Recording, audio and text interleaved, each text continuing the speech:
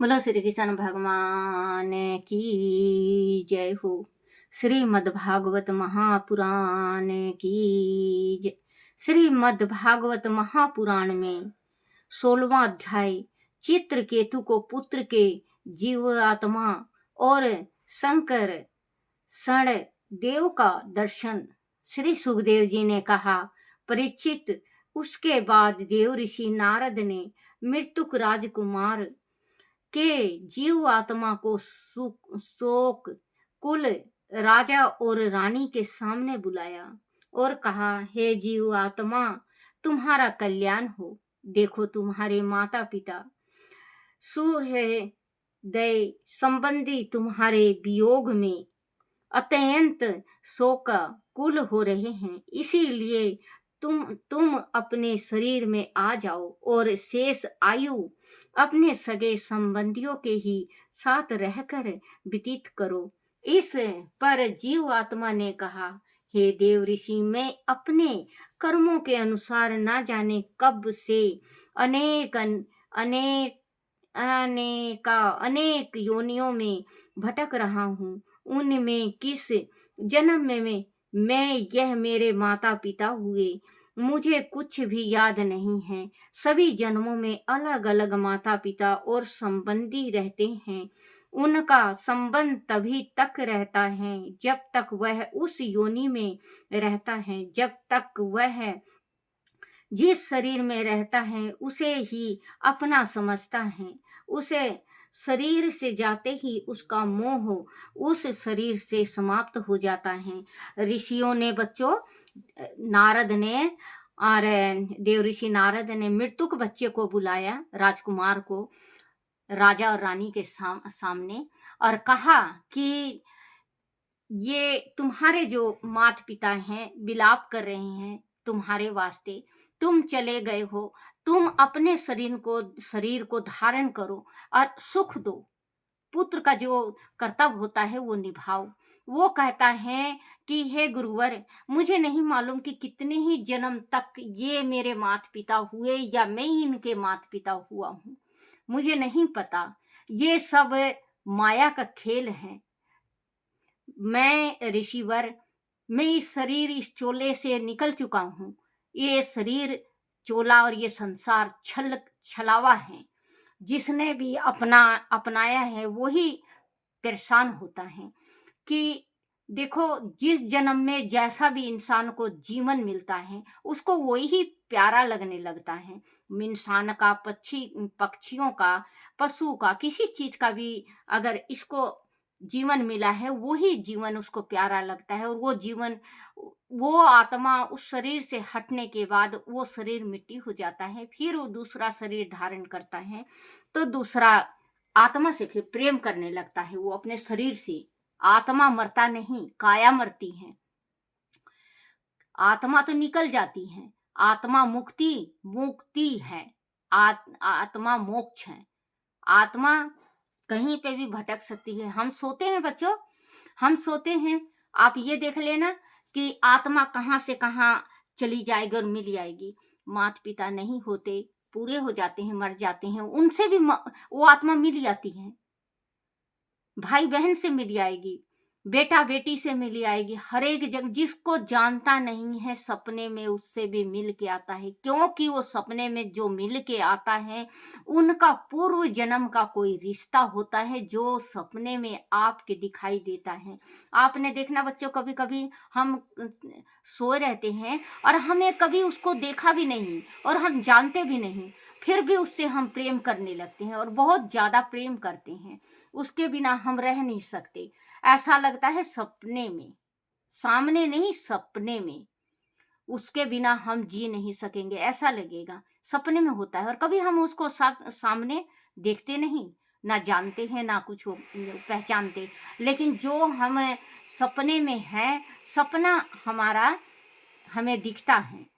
तो बच्चों, यही नारद जी से कह रहे हैं, मैं इस आत्मा से, ये शरीर से मैं निकल चुका हूँ, मैं इस शरीर से नहीं आऊंगा दोबारा। उनका वह संबंध तभी तक रहता है जब तक वह उस योनि में रहता है, जब तक वह जिस शरीर में रहता है उसे ही अपना समझता है। उस शरीर से जाते ही उसका मोह उस शरीर से समाप्त हो जाता है। इसका ना कोई अपना है, ना पराया, ना कोई प्रिय है और ना कोई अप्रिय है। वह आत्मा तो शरीर के कर्मों का साक्षी मात्र है और स्वतंत्र है। इसीलिए वह शरीर आदि के गुण दोष अथवा कर्म फल को ग्रहण नहीं करता। सदैव ही उदासीन भाव से वह रहता है। अंत अब मुझे इस शरीर से कोई मोह नहीं है। मेरी यात्रा आरंभ हो चुकी है और मुझे आगे जाना है। राजन, ऐसा कहकर वह जीव आत्मा वहां से चला गया। उसकी बात सुनकर वहां उपस्थित सभी लोग विस्मित होकर एक दूसरे का मुख देखने लगे। उनका शोक समाप्त हो गया। उसके बाद उस मृतक बालक को ले जाकर उसका अंत्येष्टि संस्कार करा दिया गया। जिस सोत ने उस बच्चे को विष दिया था वह बाल हत्या के अपराध के कारण श्रीहीन हो गई। उसने यमुना तट पर जाकर ब्राह्मणों के अपराध के कारण ब्राह्मणों के आदेश अनुसार बाल हत्या के पाप का प्रायश्चित किया। चित्रकेतु को भी संसार की क्षण भंगुरता का ज्ञात हो गया था। इसीलिए उसने भी घर बार राजपाट छोड़ दिया और यमुना में स्नान करके धार्मिक क्रियाएं की। उसके बाद उसने मौन रहकर देव ऋषि नारद और महर्षि अंगिरा के चरणों की वंदना की। उन्होंने प्रसन्न होकर उसे ज्ञान का उपदेश दिया। देव ऋषि नारद ने कहा, हे ओकार स्वरूप है वासुदेव, आप संकरण रूप में चित्त, बुद्धि, मन और अहंकार के अधिष्ठाता हैं। मैं आपके इस चतुर बाहु रूप को बार बार नमन करता हूँ। आप विशुद्ध विज्ञान स्वरूप हैं। आप परमानंद के रूप मूर्ति रूप हैं। आप परम शांत और निर्विकार हैं। आप समस्त इंद्रियों के प्रेरक परम महान और विराट स्वरूप हैं। मैं आपको नमन करता हूँ। हे प्रभु, आप सर्वश्रेष्ठ हैं। आप द्राष्ट हैं, सच्चिदानंद स्वरूप हैं। मैं आपको बार बार नमन करता हूँ। राजन, इस प्रकार देव ऋषि नारद और महर्षि अंगिरा चित्रकेतु को ज्ञान का उपदेश देकर ब्रह्मलोक को चले गए। राजा चित्रकेतु ने 7 दिन तक केवल जल पीकर एक ग्रह मन से भगवान की स्तुति की। उस स्तुति से राजा चित्रकेतु को विद्याधरों का एक अखंड आधिपत्य प्राप्त हो गया। कुछ ही दिनों में इस विद्या के प्रभाव से उसका मन शुद्ध हो गया और वह देव भगवान शेष जी के चरणों के समीप पहुंच गए। वहां उन्होंने देखा कि भगवान शेष जी सिद्धेश्वर के मंडल के मध्य विराजमान हैं। भगवान शेष के दर्शन करते ही राजा चित्रकेतु के सारे पाप नष्ट हो गए और उनका भगवान अंत कारण शुद्ध और निर्मल हो गया। हृदय में भक्ति भाव उमड़ आए और नेत्रों से प्रेम के आंसू छलकने लगे। शरीर का रोम रोम खिल उठा। उन्होंने भगवान शेष को नमस्कार किया और उनकी पूर्ण भक्ति भाव से स्तुति की। राजा चित्रकेतु ने कहा, हे जितेंद्रिया एवं समदर्शी साधुओं ने आपको जीत लिया है, आपने भी उन्हें अपने वश में कर लिया है। आप धन्य हैं जो भी निष्काम भाव से आपकी उपासना करते हैं, उन पर आप अपनी कृपा करते हैं। आप ही इस जगत के जन्मदाता, पालनकर्ता और संहारक हैं। ब्रह्मा ब्रह्मादि भी आपके अंश हैं, फिर भी वह पृथ्वी रूप से अपना कार्य संपन्न करते हैं। सूक्ष्म से सूक्ष्म परमाणु और विशाल से विशाल पदार्थों और जीवों में आप ही विराजमान हैं, फिर भी आप उनके आदि मध्य और अंत से रहित स्वतंत्र हैं। हे प्रभु, यह ब्रह्मण कोश जो पृथ्वी आदि एक से एक 2 गुने 7 आवरणों से घिरा है और अपने ही सामने ऐसे दूसरे करोड़ों ब्रह्मंडलों के सहित आप में एक परमाणु के समान घूमता रहता है, फिर भी उसे आपकी सीमा का पता नहीं है। इसीलिए ज्ञानी आपको अनंत कहते हैं। हे परमात्मा, आप ज्ञान स्वरूप और निर्गुण हैं।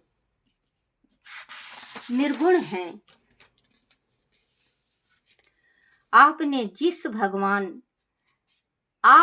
जिस भागवत धर्म का निरूपण किया है, वह कभी परमार्थ मार्ग से विचलित नहीं होता।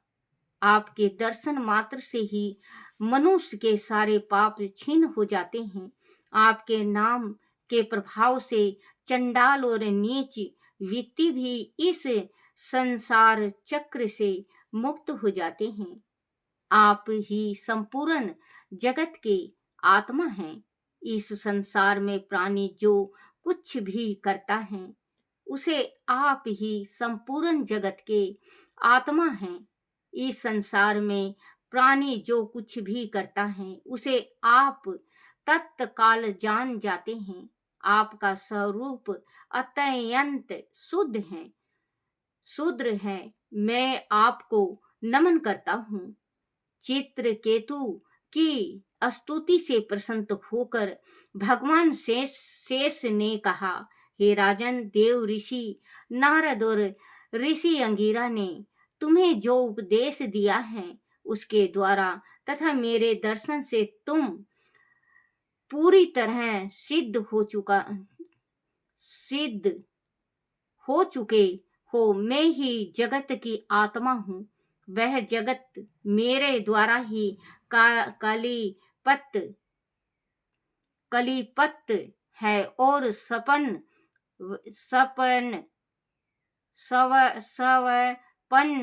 है।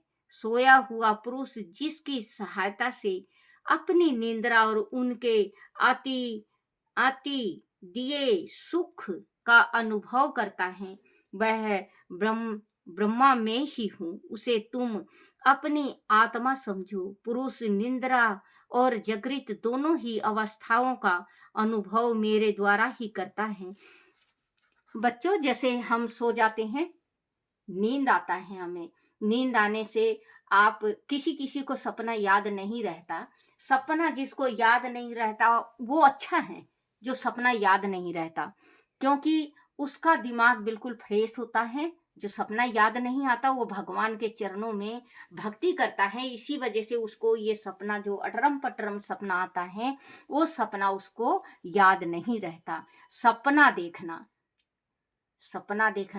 सपना में आप दौड़ रहे हो, सपने में आप दौड़ रहे हो तो आप ये सोचो कि आपका जो काम आपने किया है वो काम आपका पूर्ण होने वाला है। सपने में आप कुछ खा रही हो, सपने में आप कुछ खा रहे हो, तो बच्चों आप ये सोच लेना, आप ये देख लेना कि आपकी तबीयत खराब होने वाली है या आपके परिवार में किसी की तबीयत खराब होने वाली है। अगर आपने सपने में तेल लगा रहे हो, सपने में आप तेल लगा रही हो, तो आप ये सोच लो बच्चों कि आप राजा होने वाले हो। सपने में जो तेल लगाता है वो राजा होता है। सपने में आपने गौ देख लिया तो आपके मन में अगर धरती लेने, जमीन लेने का विचार है तो आपका मनोकामना पूर्ण होगा, जमीन आप ले लोगे। अगर सपने में आप रोते हुए देख रहे हो, सपने में आप खूब रोते हुए देख रहे हो, तो आप ये सोच लो कि कोई कार्य आपका जो बिगड़ गया है वो कार्य आपका बनने वाला है। अगर सपने में बच्चों, सपने में आप देखो जैसे कि लड़की की विदाई हो रही है, लड़की की विदाई हो रही है, तो सपने में आपने देखा कि लड़की की विदाई हो रही है, तो बच्चों आप अपना जो कार्य, आप अपने गृहस्थी का कार्य जो करते हो, आप अपना रसोई की सफाई करो, आप अपना मन साफ रखो, अपना पूजा वाला जो मंदिर है उसको साफ करो, नहीं तो माँ लक्ष्मी रुष्ट हो जाएगी। अगर आप अपनी लड़की का या दूसरी लड़की का विदाई देख रहे हो तो आप ये सोच समझ लो कि लक्ष्मी हमारे घर से जाने वाली है। अपना काम आप बदल दो, जो काम कर रहे हो वो बदल दो, पूरी मंदिर की सफाई करो, जो पूजा पाठ कर रहे हो ये देखो झूठा खूठा तो नहीं है, अपना रसोई को देखो झूठा खूठा तो नहीं है, नहीं तो आपको पछताना पड़ेगा, क्योंकि माँ रुष्ट होके चली जाएगी। और बच्चों अगर आपने देखा है सपने में, जैसे सपने में देखा है आपने कृष्ण भगवान को, आप ये समझ लो कि कृष्ण भगवान का, आप जो कृष्ण भगवान की भक्ति कर रहे हो वो कृष्ण भगवान तक जा रहा है। आप शंकर भगवान का शिवलिंग देख रहे हो, तो आपका जो कार्य बिगड़ा हुआ है, जो आप कोर्ट कचहरी किए हुए हो और आपका कोर्ट कचहरी में बहुत दिन हो गया है, खिंच गया है, वो बात नहीं बन रही है, तो वो कोर्ट कचहरी का बच्चों आपका जीत जाओगे। जो केस डाल रखा आपने जीत जाओगे। अगर आपने कृष्ण भगवान का फूल देखा है तो आप ये सोच लो कि कोर्ट कचहरी से आपको पैसा मिलने वाला है। अगर आप गंगा जी देख रहे हो तो आप ये सोच लो कि आपके पितरों को जो जल चढ़ा रहे हो, आप जो आपने जल अर्पण किया है सूर्य देवता को या पीपल में जल अर्पण किया है, तो आप ये समझ लो कि हमारे पितरों को जल प्राप्त हो रहा है। बच्चों ये छोटा छोटा सपना है। अगर आपको ये सपना अच्छा लगे तो आप ये कहना कि दादी मुझे ये सपना दिखा था या ये सपना है, तो फिर मैं बच्चों आपको लाइक कैसे क्या आते हैं वो आके भी बताऊंगी, और सपने का अलग से मैं सपने का एक चैनल बनाऊंगी। अगर आपको अच्छा लगे तो सपना बच्चों सपना ही होता है जो जीवन में अच्छा होता है और बुरा होता है। कौन सा सपना कितने वक्त में पूरा होता है, कोई साल में पूरा होता है, कोई 9 महीने में पूरा होता है, कोई 7 महीने में पूरा होता है, कोई 5 में, 4 में, 3 में, 2 में, 1 में, 7 दिन में, 15 दिन में, 1 दिन में, 24 घंटा में, 3 दिन में। ये सपना जब दिखता है इंसान को तो वो सपना किस टाइम दिखा है और कितने दिन में हमारा ये सपना अच्छा होगा। आपको अगर सपना दिखा है गलत, बच्चों ये भी बता दे रही हूँ, शायद आप लोग ना कमेंट करो तो कोई बात नहीं, तो मैं ये भी बता दे रही हूँ, अगर आपको सपना दिखे गलत दिखे, आप सुबेरे नहाओ धो, आप अपने जो मंदिर बना रखा है उसमें साप आसन में बैठ के परमात्मा का 2 माला जप के भगवान का और परमात्मा को जो सपना दिखा है वो सपना सुना के, पूरा सपना सुनाना है भगवान को, और आपको फिर ये कह देना है, हे मेरे नाथ, हे मेरे भगवान, हे मेरे भगवती, हे मेरी माता रानी, हे मेरे श्याम सुंदर, जिसको भी मानते हो उसको आप अर्पण कर दो। हे मेरी माँ शक्ति, मैंने ये सपना देखा है माँ, मुझे घबराहट हो रही और डर हो रहा है, ये सपना आपको अर्पण, आपको अर्पण। माँ भगवती को आपने सुना दिया है, फिर आप 5 जने को वो सपना आपको सुनाना है। फोन तो है बच्चों आजकल, चाहे किसी को भी सुना दो, 5 जने को सपना सुनाना है। आपका जो सपन में गलत दिखा है वो हट जाएगा और शुभ फलित होने लगेगा। जो अशुभ दिखा है सपने में आपको वो हट जाएगा और शुभ दिखने लगेगा। आप ये छोटी छोटी चीज को ध्यान रखा करो बच्चों। गृहस्थी है, ये नहीं कि सपना दिखा है तो पूरे सुबह उठ के गंदा सपना दिख गया तो अपने परिवार में बता दिए जिसमें सबके साथ गलत होने लगे। सपना ही है एक इंसान के पास और कुछ नहीं है। सपना ही में दिखता है, भगवान दिखते हैं, सपने में माँ दिखेंगी, सपने में सब कुछ, अपना बुरा भला सब कुछ सपने में दिखता है। कोई अपना लेता है, कोई नहीं। पूरी तरह सिद्ध हो चुके हो, मैं ही जगत की आत्मा हूँ, यह जगत मेरे द्वारा ही कली कलीपत है और सपनवत है। सोया हुआ पुरुष जिसकी सहायता से अपनी निंद्रा और उसके अति दिए सुख का अनुभव करता है, वह ब्रह्मा मैं ही हूँ।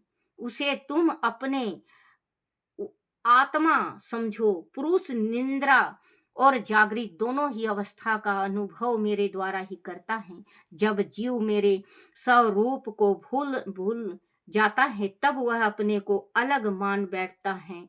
इसी से उस संसार के चक्र में फंसना पड़ता है और जन्म मृत्यु के चक्र में पड़ा पड़ा वह घूमता रहता है। वह मृत्यु योनि ज्ञान और विज्ञान का मूल स्तोत्र है, जो इस पाकर भी अपने परमात्मा स्वरूप परमात्मा को नहीं जान लेता, उसे कहीं किसी भी योनि में शांति नहीं मिलती। राजन, संसारिक सुख के लिए जो कर्म किए जाते हैं, उनमें आश्रम और कलेश है। जिस सुख के लिए वह किए जाते हैं, उनसे दुख ही दुख प्राप्त होता है। मनुष्य जब कर्मों से पूरी तरह अलग हो जाता है, तब उसे किसी प्रकार का भी भय नहीं होता। जगत के सभी स्त्री पुरुष इसीलिए कर्म करते हैं कि उन्हें सुख मिले और उनका दुख से पीछा छूटे, परंतु इन कर्मों से ना तो दुख दूर होता है और ना उन्हें सुख की ही प्राप्ति होती है। जो लोग योग कर्म का तत्व समझने में चतुर है, उनको भली भांति समसत लेना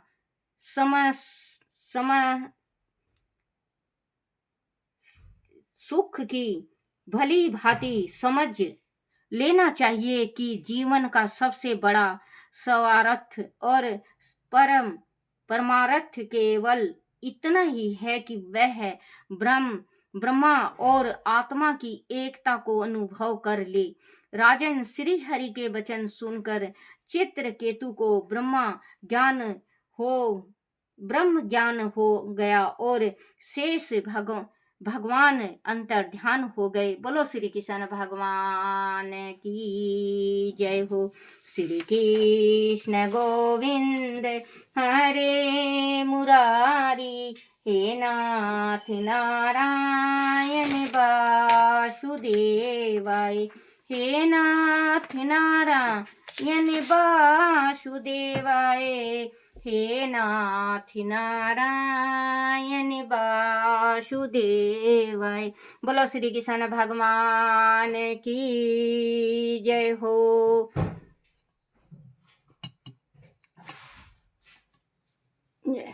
आरती श्री भागवत भगवान की है आरती, पापियों के पाप को है तारती। आरती श्री भागवत भगवान की है आरती, पापियों के पाप को है तारती।